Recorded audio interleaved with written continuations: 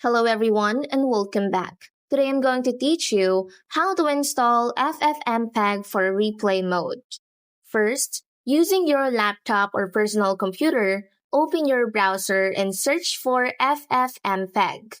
Once you have seen the download button, just tap on it. Tap on Window Exe Files, then Window Builds by BitVN. Find Windows64.gpl. Tap on it. Wait for it to be downloaded. After that, go to the files itself and cut the needed applications.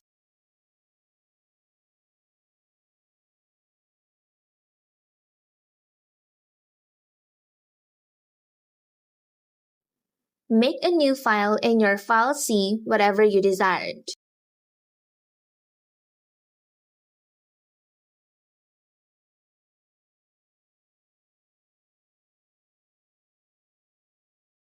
This time, paste the file that you cut and copy this PC OSC FFmpeg.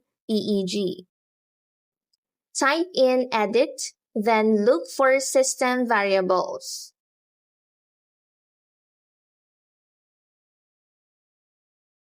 Go for Environmental Variables, then click on Path.